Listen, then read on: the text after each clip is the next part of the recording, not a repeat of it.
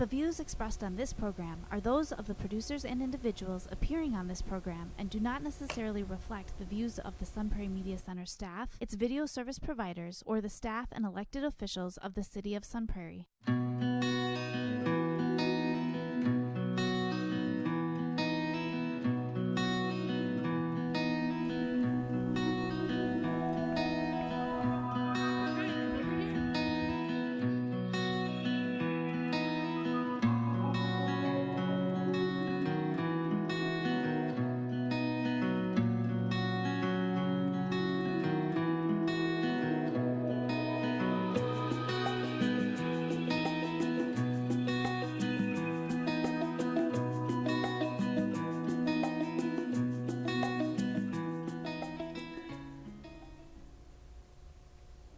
Welcome to Moments of Strength. I'm your host, Mary Kaufman.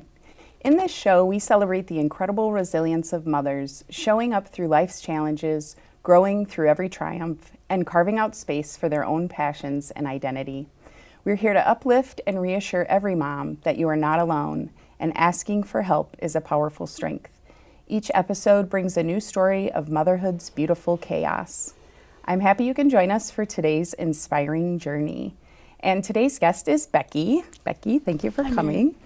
And Becky and I actually went to college together, so this is very exciting because it's been a handful of years. Right? That's a good way to say that. Yeah, we're not going to say that. So it's been a little while, but it's great to see you. And I really appreciate you coming on just with the work you're doing. And we were talking about how we've watched each other's families grow up over Facebook because we don't live close together.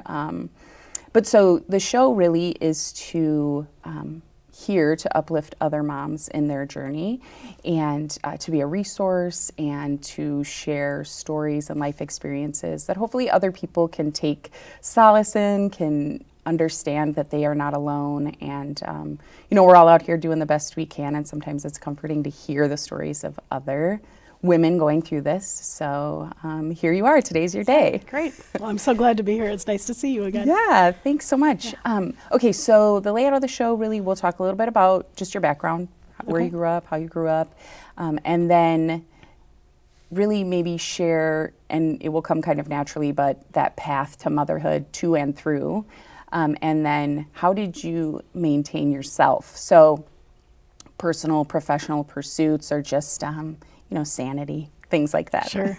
So yeah, tell us a little bit about you and your background. Okay, sure. Well, I grew up in Cuba City, Wisconsin, and that's actually where I live now. Okay.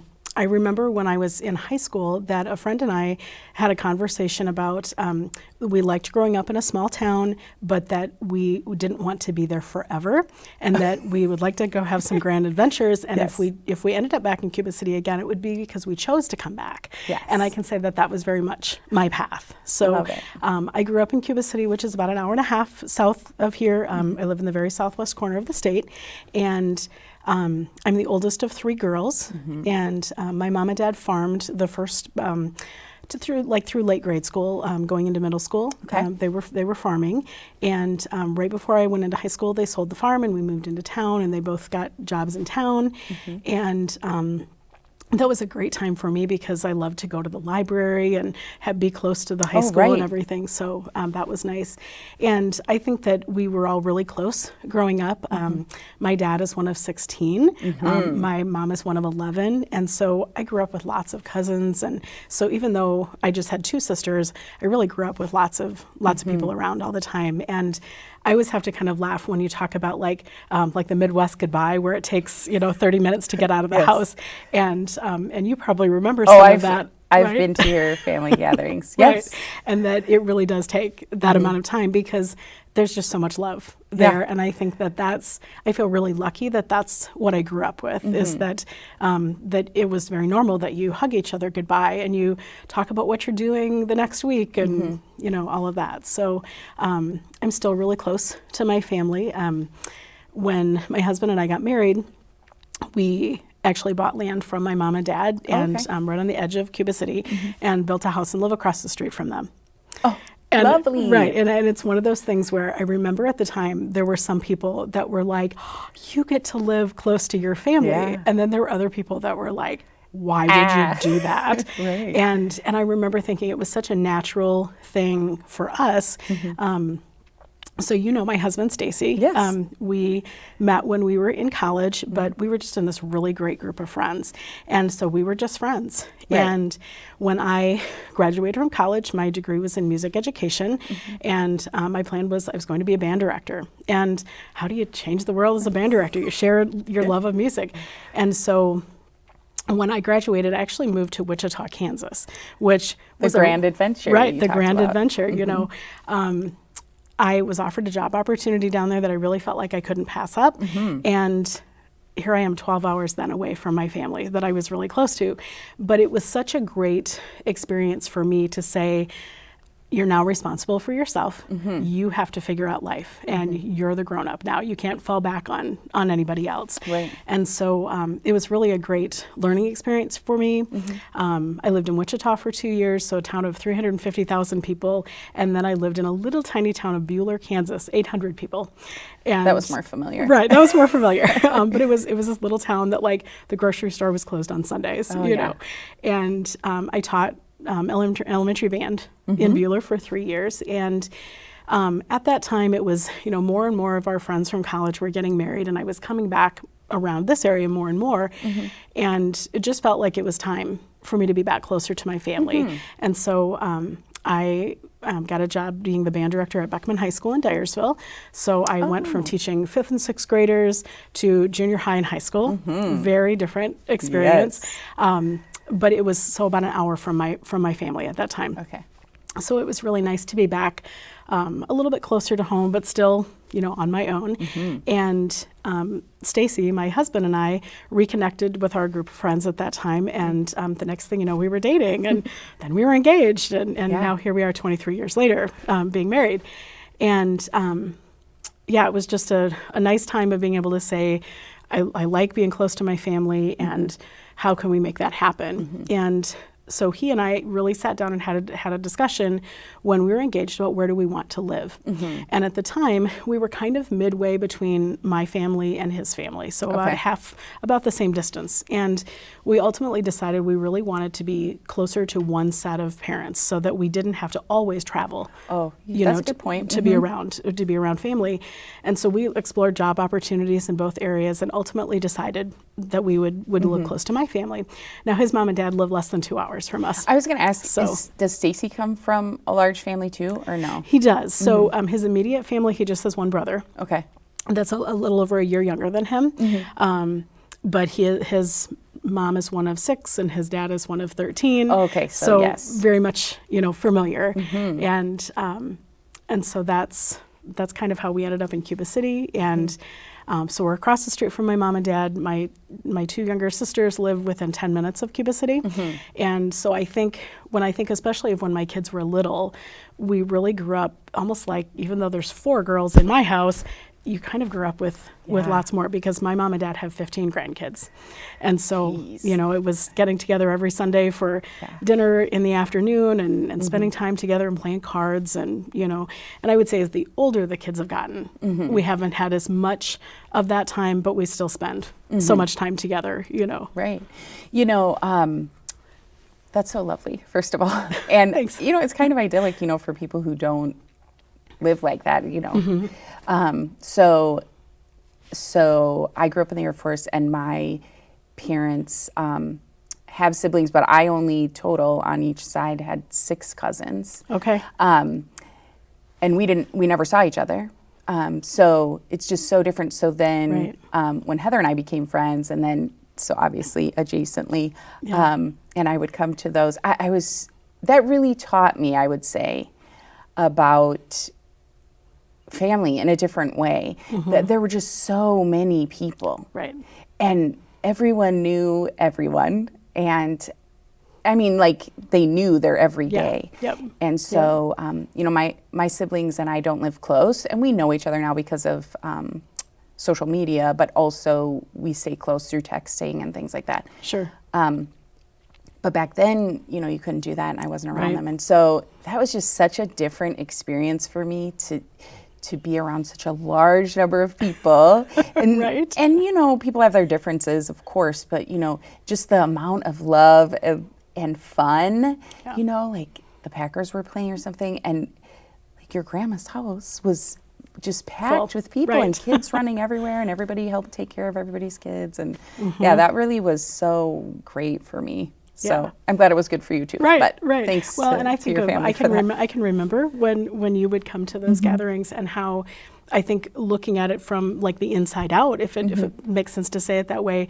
is that you were just embraced as part of the group. Oh my gosh, you know, so and I much. think that's probably what you felt in that, and I think that's the gift of a big family, is that one more person is you just add them in. Yes. You know, and that's what you do, and I think, like you said, how blessed I am to have grown up like that is not lost on me, that I think not everybody has that opportunity, you know, and so it's, I can remember the first Christmas that Stacy and I were engaged, his dad had gotten really sick and was in the hospital. And so when we went to their family Christmas, it was the extended family, all the aunts and uncles. And so it was really the first time that I had met most of it. We'd been engaged for like 2 months. And I remember one of his aunts taking me aside, and she said, "Now, this is probably going to be kind of overwhelming. There's going to be a lot of people here, and you know, like not always enough places to sit. And so if you need to take a break and go next door and just relax, that's fine." And I just kind of laughed, and I said, "Actually, my dad is one of 16 and my mom is one of 11." And she goes, "Oh, honey, you're going to be just fine." And it was. They had the same kind of attitude of just embrace. And so, who are you? And you're special to Stacy, so now you're special to us. So, and thoughtful for her to give you that opportunity too, because you know that can be overwhelming for people. But absolutely. Yeah, so those were always great experiences when I would come out there. So it's a lot of fun. Okay, so Cuba City, like you said, it's a small town. So you moved back there, and the decision to move closer to one makes so much sense, the way you just explained that, instead of, because I think a lot of people are like, well, if we live halfway, you know, it's equidistant, but you're always someone's always out, and you always have to travel. So so nice job with that. Yeah, it's great. And I think as I look at those, you know, it's now been, 22 years that we've lived there all together. And, you know, to have my mom and dad right there across the street, that when my kids were little, oh my gosh, did they just save my life some days? Hey, can one of the kids come over for a little while while I run this errand? Or when my two youngest were really little, my dad would come over and hang out with them in the morning while I took the other ones to school. And like, what a gift that was, that I didn't have to get everybody ready or anything. So I think like there was that piece, and we just spent a lot of time together. And now as the kids have gotten older and my parents have gotten older, the gifts in some ways are kind of starting to reverse now, where now like my parents need help. And so, hey, can one of the kids come over and help me figure out this thing on Facebook? Or, hey, can they come and help me do this thing in the kitchen? And so it's neat to see how they were so helpful to us as the kids were growing up, and that they continue to be helpful. One of the things maybe we'll talk about later is that I'm homeschooling my two youngest kids. And so on the days that I work, they go to mom and dad's, and they do all their schoolwork over there. And then it just kind of naturally goes into what can they do to help grandma and grandpa while they're over there. Yeah, and these life lessons, I mean, it's just like they're continuous and perpetual, and it's give and take, and you know, having those resources there, then you learn to be a resource, just like you said. You know, you grew up around your family, and you went and had an adventure. Did you know anybody in Kansas at all when you went there? So Sister Kathy, who was the campus minister at Clark when we were there, she had taught in Wichita, you know, like 30 years before that. And she had one really good friend down there. And so that friend was like grandma age, you know, and she called and said, my friend Becky is going to come down there. Could you show her around? And so the one person I knew was like this 70-year-old lady and her husband, and they were wonderful. But otherwise, I pretty much was there, you know, just on my own. And I remember that when my mom and dad dropped me off, you know, and helped me get unpacked and everything, that when they left, my dad cried. It was the second time in my life that I had seen like my great big dad cry, you know. And I remember thinking, well, maybe you're a little sad, but like, I'm going to have this great adventure. Look at the stuff I get to do. And now as mom, oh my gosh, do I have a different perspective? And I think if one of my kids came to me and said, Mom, I'm going to move 12 hours away from you, that would be really, really hard. That would be. But I also would say, you need to do it because that's how you grow as a person and how you find out all these cool things, you know. Yeah. My best friend still lives in Kansas, and we talk on the phone multiple times a week. And so I think there were lots of reasons that I went that I didn't even know about at the time. So yeah, and you know, just talking about letting your kids go, but how you grew up is what allowed you to go and do that with confidence. And again, not to reiterate this, but like this was before you could just like text somebody. Right. So, and you had to use map, like a literal paper map to get somewhere. Yep. And so, so feeling far away was really felt far away because you had to pay for phone calls and things like that. So we didn't know any different. You know, it just was adventure for us. But for parents, you couldn't track and you didn't have their location. And so that was really like leaving and being on your own. It was. And that was a reason to cry. For your dad, absolutely. So. Well, and funny story that I can tell you that, you know, I didn't think anything of it that I got in my car and I drove 12 hours to come home and 12 hours to go back home to Kansas. And I can remember one particular time, if you've ever driven down through Kansas City, there's, I think it's 435 that like you have to go one way or the other. And it's really confusing about how it's labeled, which way you could go. And of course, trying to do the map quest, all the papers, you know, that you printed out before your trip. And I took the wrong turn. I took the wrong one. And I ended up just out in the middle of nowhere. Oh my gosh. And I'm thinking, I don't know where I am. I don't know how to get back to where I am. And so I pulled over at this like really deserted looking gas station with lots of kind of creepy it's like looking a setting people. For a movie. Right. And I called my dad. And so he's looking at his map in Cuba City, trying to figure out where in Kansas City I am and how to get me back. And so he's like, well, I think you're here. So now stay on this road for a little while, try this, you know, and to think I didn't have any way to get in touch with him. No. After that, it was when I got home, you know, 4 hours later, to be able to say, hey, I made it. And at the time I was terrified because there's all these people around that are kind of scary looking and I didn't know where I was. And I was trusting like, okay, he's going to lead me in the right direction. And ultimately he was right. Yeah. I got back home. As a parent, again, I look back and I say, oh my gosh, can you imagine what my parents thought? No. Being at home and going, hope she makes it. Maybe we'll hear from her. Right. That was an old way to drop a pin. It was like a call with your map quest. Right. That was, So when I think, and you probably have the same thing with your kids, that, you know, when they leave, I'm like, you got your phone? Is it charged? Oh, so many call me things. when you get there. And I think, I just went, and we didn't know any different because you didn't have the cell phones and the ways to check in and go, oh, here's where we are on Life 360 or, you know, anything. So so different. Yeah. And I say all the things when they leave the house. It's like, drive careful. It's not you. I'm worried about everybody else. Like, you pay attention to them or to anticipate with their, you know. Right. They're like, okay. And we used to just be like, bye. You know, I'll be back at the end of the day. And the parents are like, okay. Good luck, you know, I hope you're coming back. So we were at Clark. Okay, so childhood in Cuba City and then decision to go to Clark. Were you weighing out other options or? I was. I had actually really had my heart set on a different place and we went and visited and, you know, applied for all the scholarships and all of the stuff.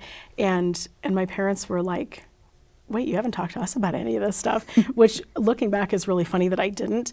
But I think that I had so much support at school for like my English teachers and my band director and people that were helping me and talking to me about college at school that I didn't talk about it as much at home. And I got admitted to the college that I wanted to go to. I got admitted to their honors program. And then I sent in this horrible audition tape to get into their conservatory of music. And, you know, I can picture this little room in the high school that we recorded this thing on a cassette tape, you know, and sent it off. And so I got this letter that said, hey, you're admitted to the college, you're admitted to the honors program, you're not admitted to the conservatory, so what we'd like you to do is come for a year and then re-audition next spring, and we'll see about putting you in the conservatory of music. And that didn't feel great to me to go, well, I don't even know. And it's funny now to look back and go, I didn't need to be in a conservatory of music. That was not where my path was leading. At the time, it felt like that, you know. And so when I was like, oh, but where I wanted to go, now it fell through. What am I going to do now? And a neighbor across the street from where I grew up was out walking one day, and my mom would go out walking, and they ran into each other, and she said, well, hey, has Becky ever thought about Clark? And so she had gone to Clark, her husband had gone to Loris, kind of that classic love story, you know, that happened back in those 70s and 80s.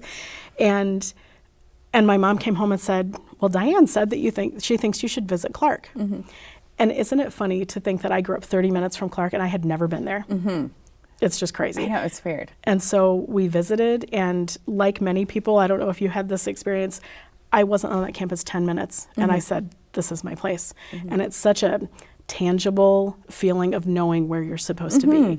And I was on the alumni board for quite a few years at Clark, and I heard that story from student after student after student. I came onto campus and I knew this is where I was supposed to be. And so I just think like, yep, all that other stuff had to happen, all the stress and the letdown and the disappointment of where I thought I was supposed to go led me to where I was actually supposed to be. And I think isn't that life? You know? That is life. And I think, you know, we don't always, oftentimes we think things are a disappointment, and they are because we have an expectation.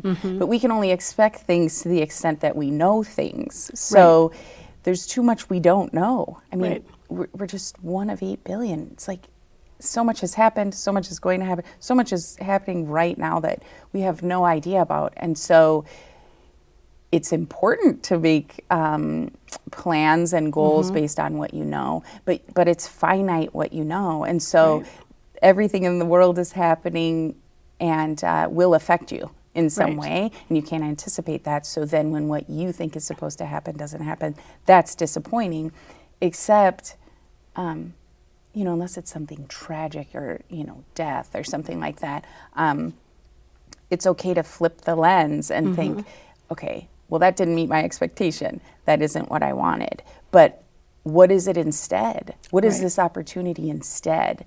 And so it takes a long time to sort of adopt that mindset too, you know, because of how we develop and the life experiences we have. But if you can get there, life is so different then. If something that's disappointing happens and you can say, okay, you know, that's disappointing according to what I know, but what don't I know? And this is a great example of that because your experience there was good. Right. Oh, it was wonderful. And I knew it was exactly the right place, you know. So, and I think just in listening to what you just said about, you know, how you have disappointments and then you go on to something else. And I think I can really see specific moments in raising my kids of having moments, not necessarily of disappointment, but being open to like, what's the next thing, you know? So I have 4 girls I mentioned before. Lindsay is 21, Elizabeth is 16, she's a junior in high school. Lauren is in 8th grade, and Audrey she's gonna be 12 on Friday, so that's an important day. Yes, happy birthday. Right, and so Elizabeth is in the high school at Cuba City, and Lauren and Audrey, we actually started homeschooling 3 years ago. Okay. So that was a very different path that we didn't necessarily see happening.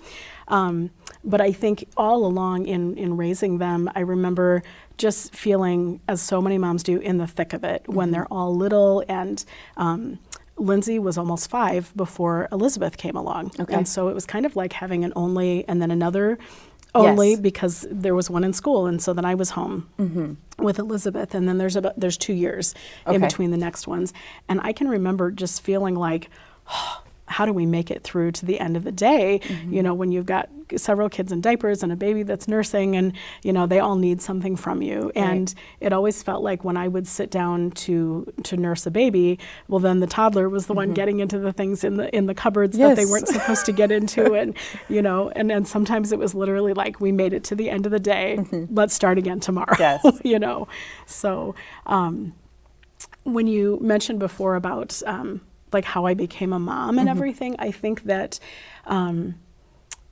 I was the kid growing up that like I played with dolls and I played with Barbie dolls all the time. And if my sisters and I were playing, we were playing house or we were playing school or, you know, something that revolved around family and school. And I was the favorite babysitter in the neighborhood, you know, that I loved to be around kids. And so being a mom was something that was really important to me.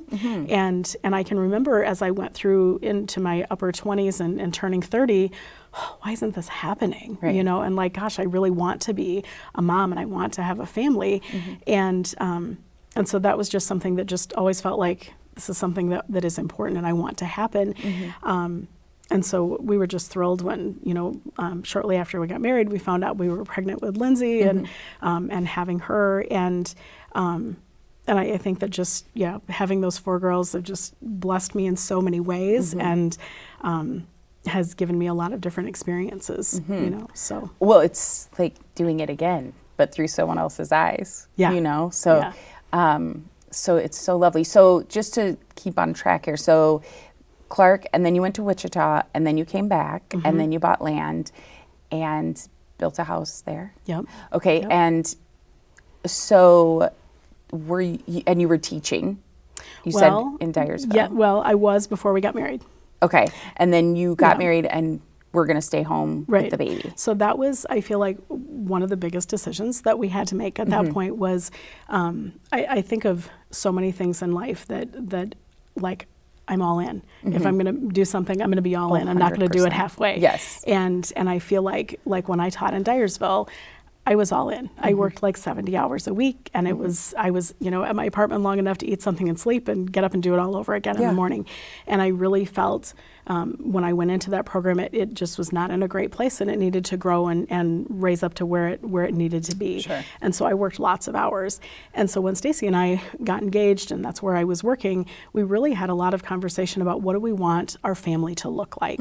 And I kept thinking, well, this is probably why so many band directors are men, because somebody has to be there with the kids, right? And how do I work 70 hours a week doing a job that I absolutely loved and have a family?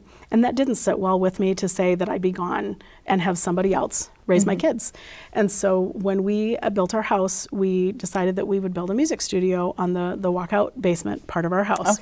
And so I owned and operated Franzen Music Studio for 15 years. And taught private music lessons, lots of piano, some band instruments, you know, different things like that.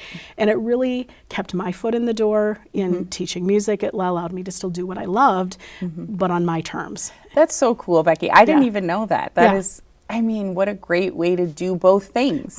Right. And so it really, my days looked like I was home during the day. I had my kids with me. When they were babies, they just came down to the studio with me. And so I would have a baby in a carrier or laying on a blanket on the floor while I've got kids coming in every half hour for lessons, you know.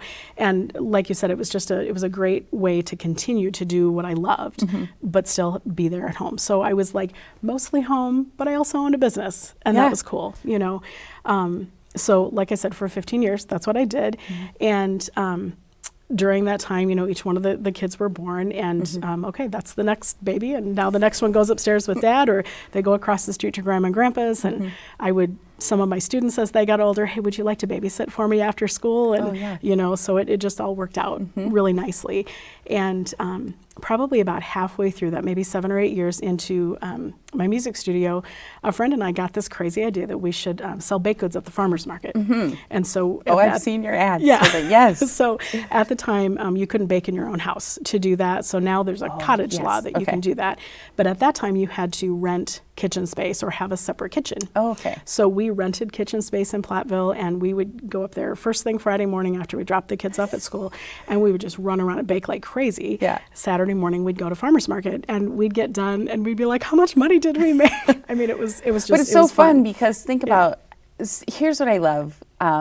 So this is such a good example of you can make a decision to stay. And again, you know, just disclaim, everybody doesn't have all the same resources, but the idea can be the same for everyone. It's something that is inherently you, which is music.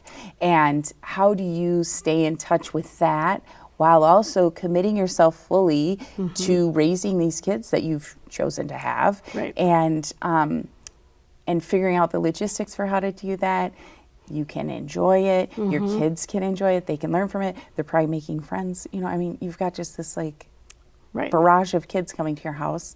It sets up babysitting jobs for your girls. And then even with the baked goods, it's like, okay, you're doing that with a friend, you bake all day, and then you go to the farmer's market. Like, this is so fun. Even though it's a moneymaker and still has you tied to your family and the community. And I love this story. Yeah, it's just so good. Looking back, I'm like, this is kind of crazy, you know, but I think it also speaks to how determined I was to stay home. Because when you talk about, like, not everybody has the same resources and stuff, we didn't have a lot of money. Why was I teaching lessons? Because we needed some income. But I still wanted to be home. Why did we bake? Because we needed some income. And that was another way that I could do that, but I still had my kids with me. And that was an important piece. And then one of the things that, as I work with moms now, sometimes I don't share this with everybody, but sometimes I will share with them, you know, we didn't take any fancy vacations. If we went anywhere, it was, you know, going camping a couple of times during the summer in like an old rusty camper. You know, it wasn't the big fancy one or anything. And I drove this old beat up van, and I would go to pick up kids at school, and I'd be like, oh, wish I was driving that brand new Yukon over there. But I made a choice to stay home, right? And so there's compromises that you make of like, if I had continued teaching, I would have been making enough money that I probably would have been driving the new Yukon, and we probably would have had a camper, and maybe we would have taken fabulous vacations. The trade-off was the time with my kids. And I think every mom has to make that decision for what feels right for their family. There's no right or wrong answer to say whether you work full-time or you work part-time or you stay home. I think it's really having those conversations and thinking about what you want to do and what's important for your family, you know? Yeah, and you mentioned too a couple of times, you know, like with Stacy, you know, when you were deciding, okay, where are we going to live? Those conversations are so important. So I always talk about 3 things that I think if you can manage them, your life will be okay. You'll feel, you know, a little in control, and it's relationships, communication, and ownership. So so that communication is so important. Just where are we going to live with intention. And then before having kids, you know, well, what are we doing? Or what do we intend to do? Or what is the aim with this? And are we in that same place? And if we're not, we should discuss that. And because these are like human lives you're bringing in. And it's not just for you. I mean, it's for them, but then it's for every person they ever come in contact with, and their siblings and their communities and all of that. So to be in a space where you can have that conversation and sort of intentionally move into that is, well, has worked for you and your kids. And is really something to think about for those that haven't had kids yet but are aspiring to, you know, really thinking about what are you doing, or what is your intention with that. So. And I think that just as you know, with your family, you never know what exactly is going to happen. Yeah, you don't. And like, you know, what's the thing that you'll hear people say, like, you plan and God laughs, and you know. And so I think like you can have the best plan, and then you say, okay, how do we roll with that, you know? And so I was teaching lessons. I had done this baking thing with a friend, and a couple of years into that, I got pregnant with Elizabeth, and so we stopped and we didn't do anything for a year, and then there was still this rule that you had to have a separate kitchen, and the space that we rented wasn't available anymore. And so I said to Stacy one day, I said, hey, what would happen if we take this great big studio that I really don't need all this space, and what if we put a licensed kitchen in part of it? And he went, okay. And so we did this, and you know, when you talk about putting a kitchen in, you know, you'd think of like $20,000 or $30,000 or something, and we did it so on the cheap. Like, he had drywall in the garage, he had wood in the garage, and so he literally put up a wall in the middle of my studio, put a door in. We got a table out of my mom and dad's basement, put in the middle, and I needed a 4-basin sink. And so we found somebody up in Madison that was like, said he had the sink for sale, and we went back. It was in his backyard. It was filthy dirty, and he said, well, what would you give me for it? And I said, how about $50? And he said, I'll take it. And so we took it home and like scrubbed it up, and Stacy welded legs onto it, and now we've got a sink. And then we literally took the stove from our kitchen upstairs, and we put it downstairs in the licensed kitchen. Yes. Because like we were doing this on the cheap, you Yes. know. And so we did that until I made enough money that we could actually buy a stove for down there and put our oven back upstairs. So we did a lot of grilling and a lot of cold sandwiches and all kinds of stuff, you know. And so I think, again, we were trying to make it work. You know, how do we do this thing that like, oh, hey, I love to bake and like, in my family, as you know, food is love. Yeah. And like, how do you feed that to other people, you know? And so, so I was teaching lessons during the day. I was Thursday night, most of the day on Friday night, I was in the licensed kitchen and baking and stuff. And I think the cool part about that was that the kids were right there with me. I was going to say, what a they great just, example. you know, like they're in there rolling snickerdoodles and sugar and, you know, helping me package cookies with their gloves that are way too big for their hands. And then when we would get up to go to farmer's market in the morning, it would literally load everybody into the van. All the baked goods are in the back, and we'd go up, and I just have to laugh about how we probably all kind of tumbled out of the van. Yeah, you know, everybody just eating cookies. Right. And we would, one of the guys that was there at the farmer's market, if Stacy wasn't there, he would help me set up my canopy, and Lindsay would push a stroller around with one of the kids, and I'd have a baby in a carrier, and we'd just sell our cinnamon rolls and our cookies. And, so and awesome. My kids have great memories of that. And I remember that as a time where I got like no sleep at all, because I'd you know, put the last twist tie on a package at like 2 o'clock in the morning, and I'd go to bed and I'd sleep till like 5:30, and we'd get up and we'd go. Yeah. And, you know, but it was, again, a way that I was able to stay home, you know.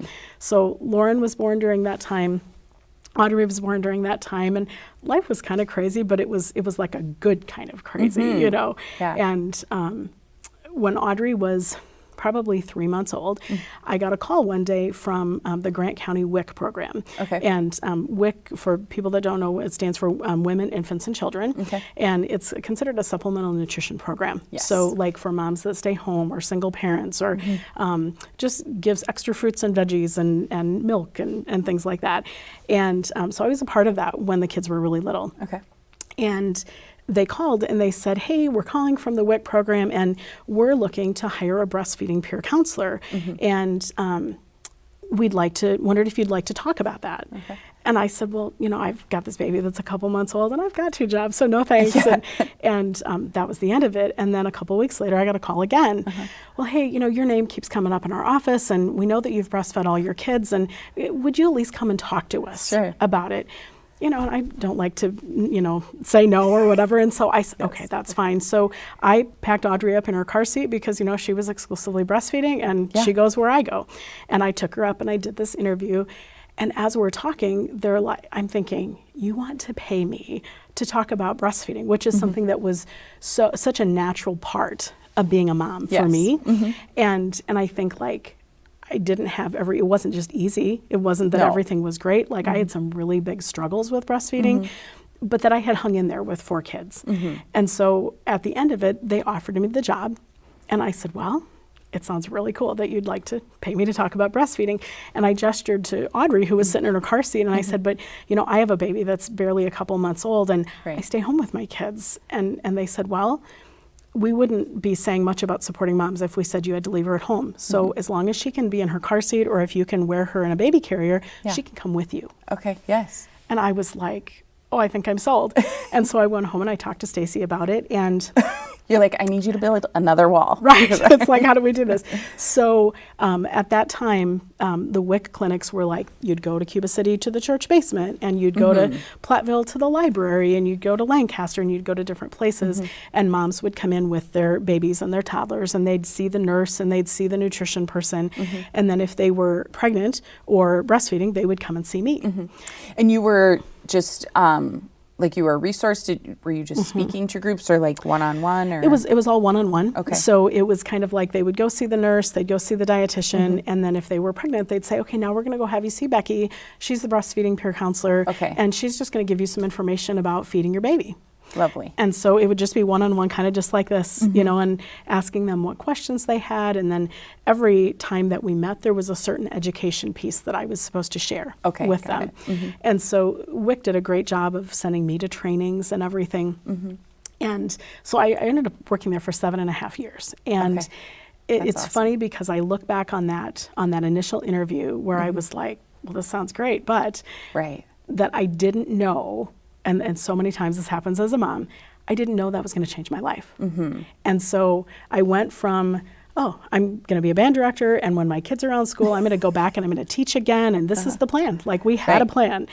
And then I started that job, and I was in it probably 3 or 3.5 years, and they sent me to a training called a Certified Lactation Counselor training. Okay. So they spent thousands of dollars to send me to Chicago for the week, and stayed in a hotel and did all this training. Just you? Just me. And how was that? It was awesome. And I was like, how do I leave my family? But oh my gosh, I get a whole week to myself in a hotel. That's crazy. Which feels great, you know. And just really opened my eyes to, like, wow, there's all this great stuff that we can do for moms. And I went home and I was like so excited. I learned all this stuff. And they were like, well, but your scope of practice is still a breastfeeding peer counselor, so you can't actually use any of that thing you just learned. No, just put that in your brain and keep it there. Right. I was like, what did we just do?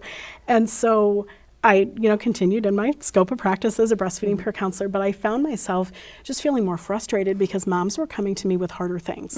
And they weren't things that I could just hold their hand and say, it's going to be okay, keep going. But it was things that I couldn't help with. And but you had the knowledge to help I had the with, knowledge, but right. yeah, it wasn't the vehicle. Yeah. Right. And so I remember going to the WIC director and saying, what do I do with these moms? What do I do when their baby isn't latching and their nipples are sore and their baby isn't gaining weight? What do I do?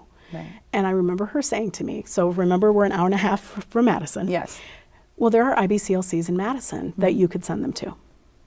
And I'm thinking to myself, some of these moms can't even get to their WIC appointment in the same town they live in, Right.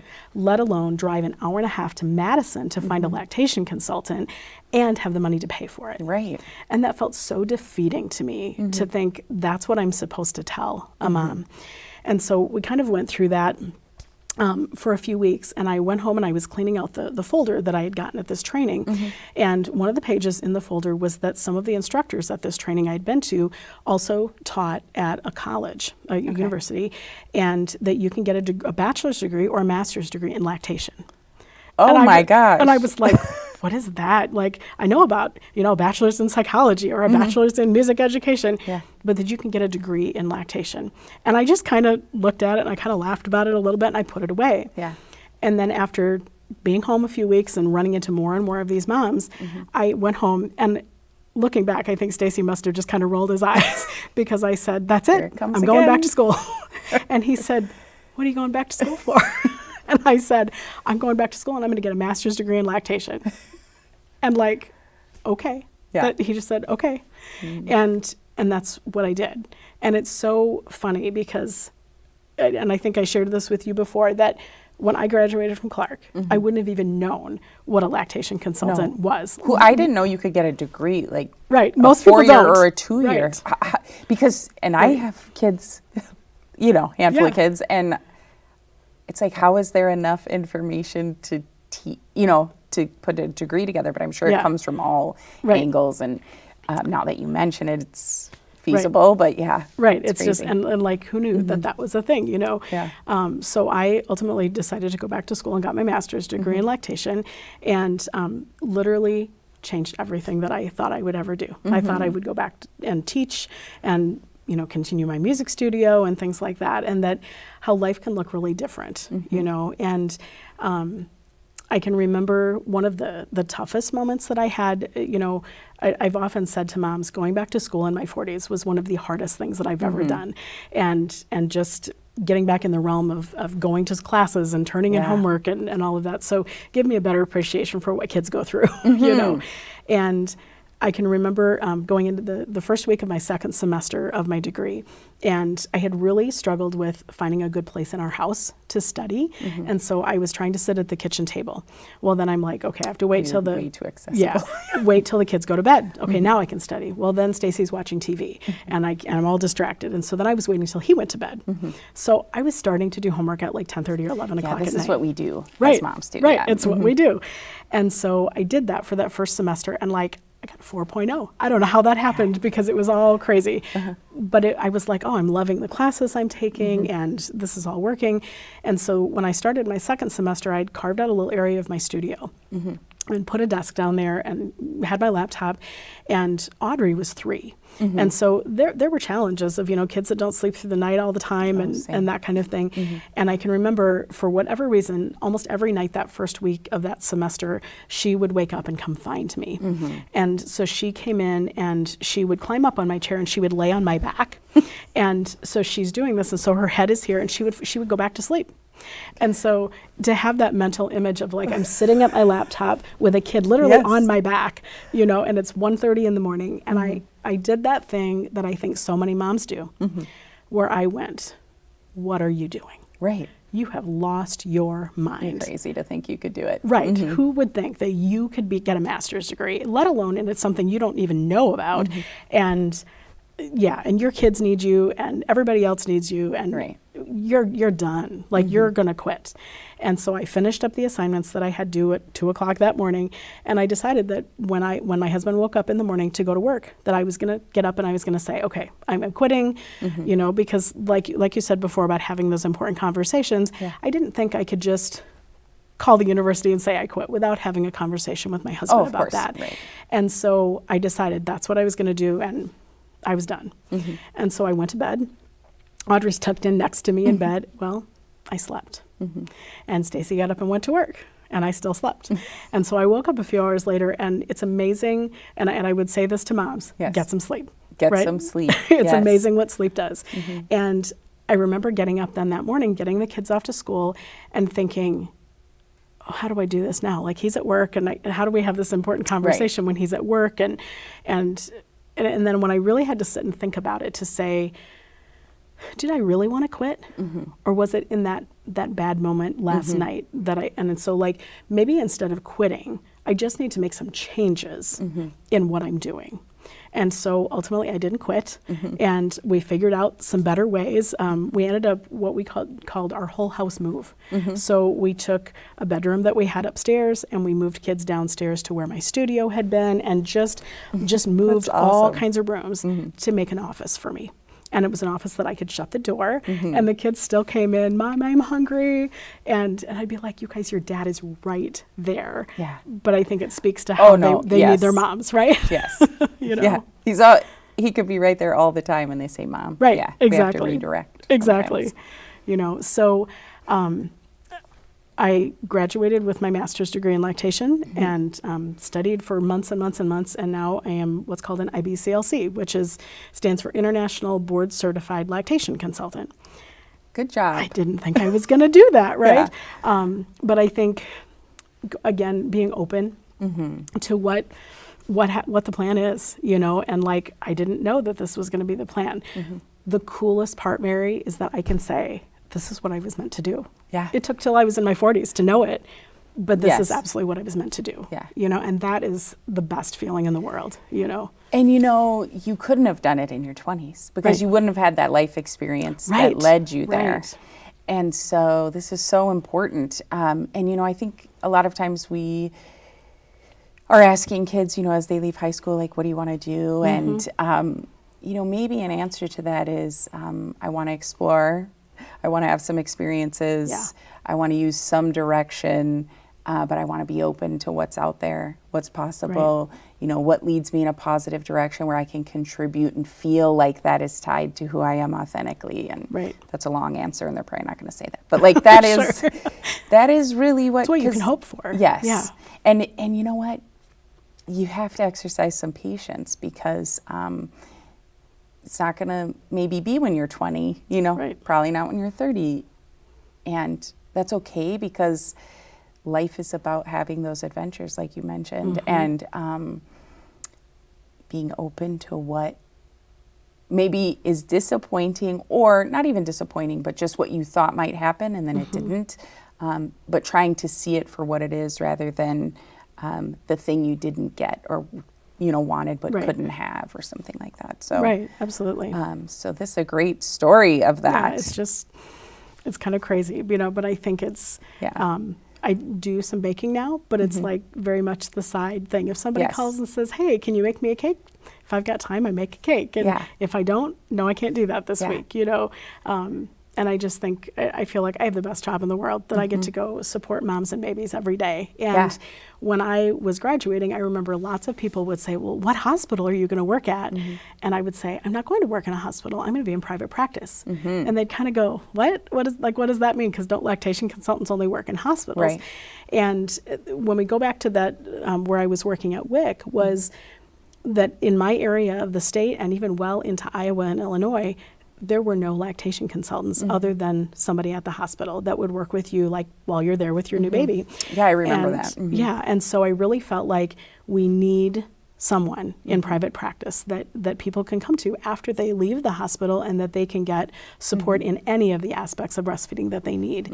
And so I have an office in Dubuque that I've had for a little over 6 years, and then a year ago I opened a second location in Lancaster, Wisconsin. Oh, good. And I just think, I remember saying to Stacy at one point, I'm not going to be able to save everyone, but I can sure help a lot of moms. Hey, and I think one. that's right. Power of one. Yeah, and I think that's been my goal from the first day, is how can we say, if you're struggling with how to feed your baby, whether it's that they aren't taking a bottle well, or you want to pump, or you want to breastfeed, and your baby isn't gaining weight, or something like that, I think my message to moms is, don't wait to reach out, because it doesn't mean that you've failed if you need help. It means that you are empowering yourself to say, hey, I need some support from somebody who's been there and done that, And I just think, like, so much of what I make goes right back into continuing education, because when I start my day, every day looks different, and I never know what the day is going to bring.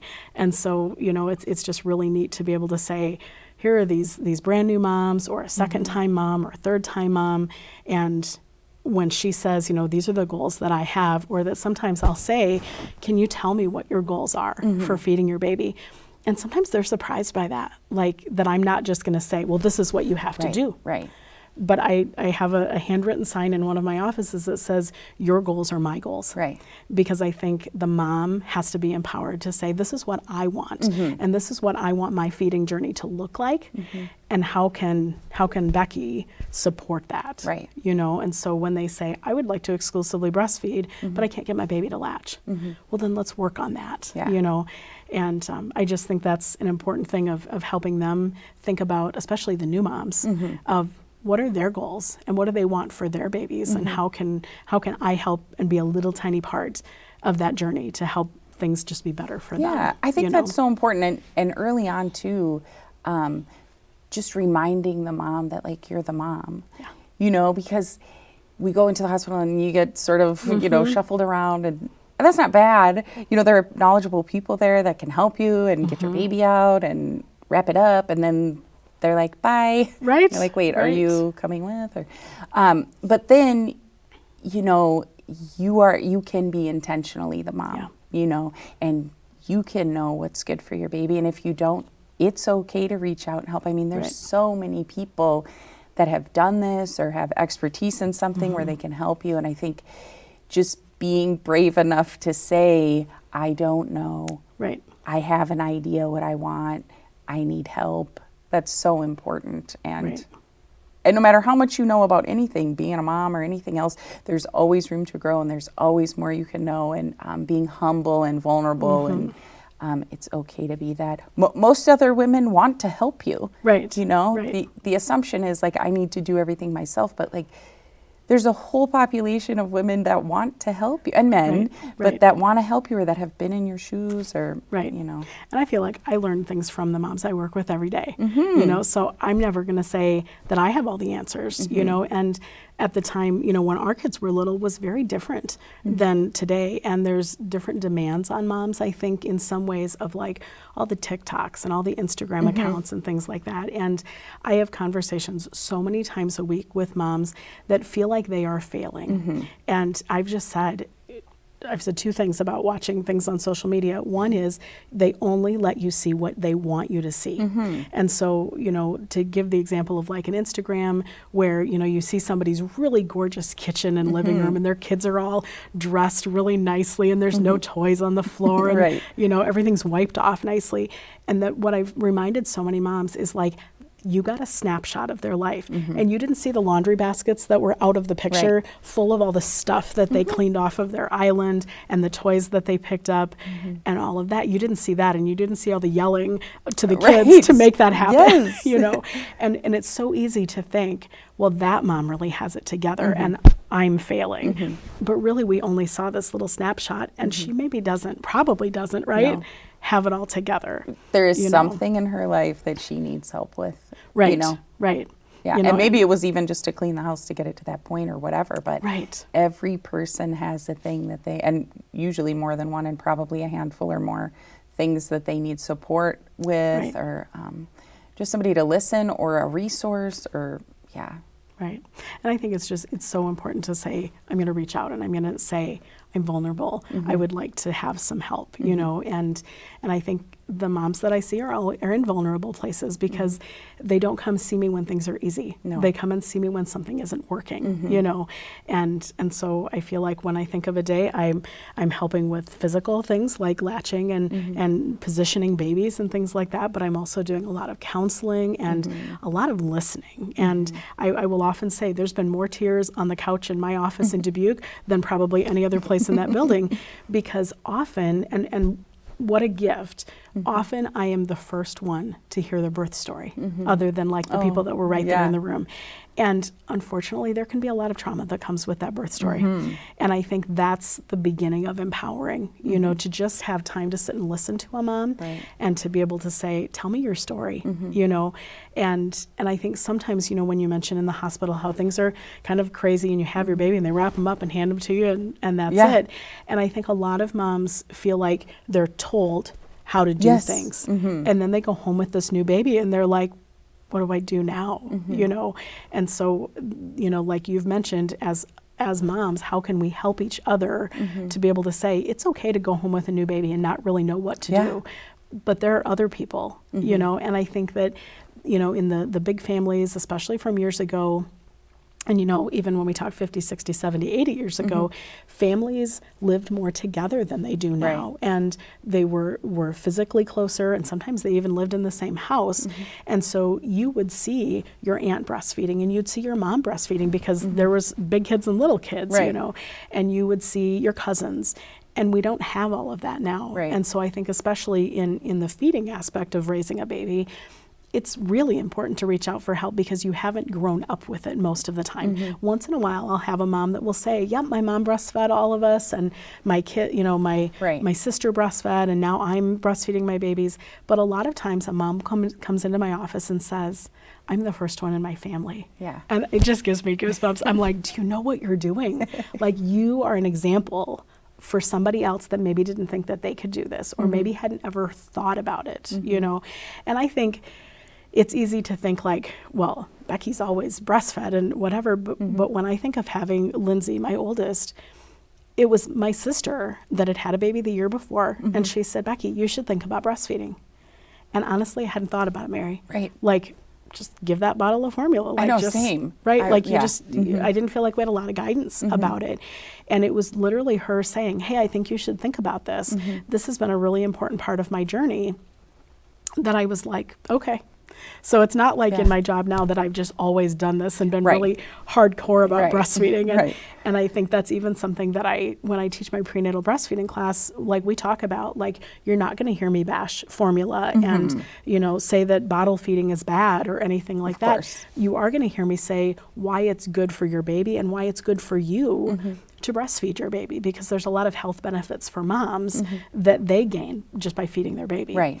And so I think you know, I want moms to know, like, that's also where I come from, and it's not just, well, this is what I think you need to do. Or you have to do this, or you're a bad mom if you don't do this. Or, and I think there's a lot of that thought out there, you know. I think so. And I can certainly remember lactation support that I had that like made you feel bad if you weren't exclusively breastfeeding your baby. And so I feel like I've really come to my position of saying that's not how we should be talking to moms, because as you know, as I know, there's so much negative stuff out there, and it's easy to absorb all that negative stuff. And so how do we empower each other in whatever it is that we're doing, whether it's breastfeeding or raising our kids or, you know, remembering who we are as a person? Because it's easy to lose that, I think. For sure. As a mom, you know, and I think that that's something that as I was going back to school, my mom, who's just absolutely one of my best friends, and we spend a lot of time together, and she said, oh, but Becky, you know, you're not spending much time with your kids, and do you think you should be doing this? Should you just go get a job? Right. And I felt kind of guilty for a bit of that, of like, oh, maybe she's right, and maybe I shouldn't be doing this. And I was in the car with Lindsay. She was 13 at the time, and I said to her, hey, so Grandma said she feels like I'm not spending a lot of time with you guys, and that maybe I shouldn't be going back to school and stuff. And I'll never forget, like, as only a 13-year-old can say, because they don't always say a lot of good stuff, right? Right. She looked at me and she said, Mom, we're so proud of you. Oh, that's You're so doing sweet. something that you didn't think you could do. And I thought, oh, you know, what a cool thing that your kids would say that, you know. And it really made me think of, what kind of example am I giving to my kids? Because, as you know, they watch every single thing that they do, and they listen to every single thing that we say. And so I really had to say, yes, I'm busy, and I'm spending time writing a thesis and doing all of these things, but it's a very short-lived time. And how do we continue to be that good example too? You know. Well, and I think, you know, it follows the pattern that you had as a mom too, of your commitment to them, your intentional time with them, and still staying who you were, and making room for that in your home, excuse me, you know, your physical space, and with the amount of time you spent, where you spent it, leaning on other family members when necessary. But then your kids watched that, and so that's why they can say to you, you know, we're so proud of you. They were part of it. You included them in it.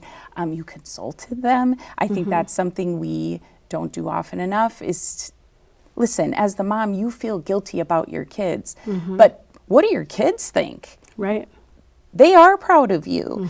And a lot of that comes from the relationship you build with them and the communication that you have with them. And if you're intentional about how you want to be with them and you do those things, they are going to be proud of you. They do want you to be your own person. Now, do they want you to also serve them sometimes? Of course. Right, like absolutely. who doesn't? But when as they grow and they can do more things for themselves, you're setting an example that says, look, you can have a family and you can still do things as an individual person. And you can be successful at those things, and we can still have a happy life, you know, doing this. Doesn't mean there isn't struggle and it isn't hard, but that's all part of this big adventure we're on. And so this is so lovely, this story. Yeah, I think like so many hard moments, and it's easy, I think, you know, like you can forget the hard when you're feeling good about stuff, you know, and I just think, like, you know, when you talk about how relationships matter so much, that I think of, we've always done things together as a family, you know, like very often on a Sunday afternoon, we would pile in the car and, you know, drive to a state park and take a hike, or, you know, take lunch somewhere, or, you know, go out for ice cream or do something. And so like when COVID happened and everything shut down, I remember seeing so many families that were just in an absolute panic about spending time together. And there were a lot of broken relationships that made things really hard. And in a way, it was kind of a relief, like, wow, we all just got to be at home and spend time together. And I so acknowledged that was so hard for so many families. And I remember thinking how thankful I was that I had that relationship with my kids and had that relationship with my husband, that being together was a good thing, you know, and that we could continue just kind of doing what we've always done because we had that relationship. But that looking back on that, those relationships take work.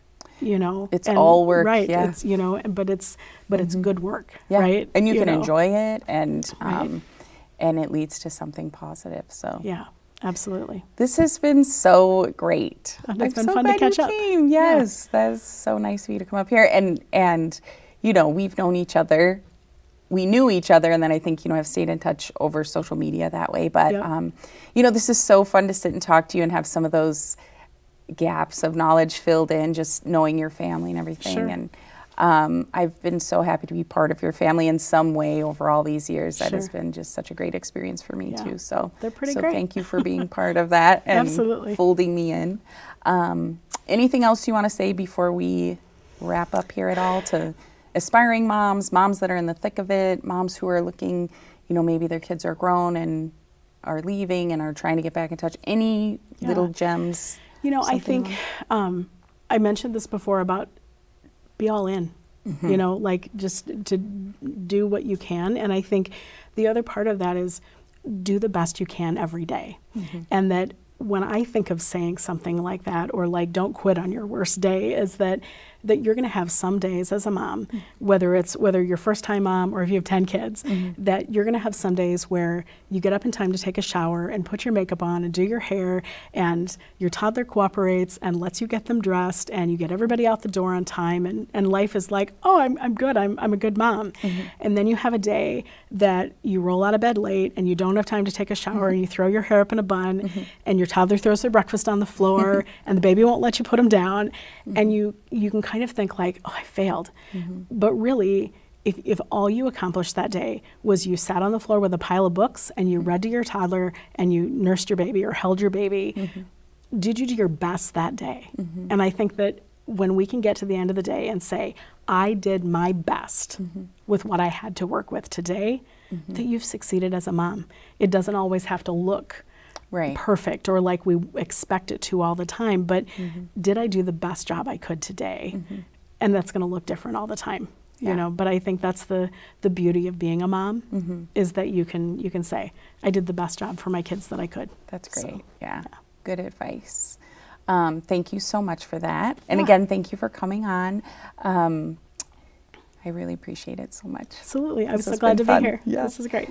Okay, so remember to keep your perspective, but don't be afraid to step into someone else's, like we did with Becky today and went on her journey. Be resilient and continue to show up. Your kids need it. You need it. The world needs you to do it. Continue to pursue your goals, just daily goals long term, but be open to things that might change and not turn out the way you wanted. And try to look at the other side of that and see what is possible even when something didn't work out. Don't forget to remember that we are part of a group of about 2 billion of us moms worldwide. And so you are not alone, and we are here for you. Thank you.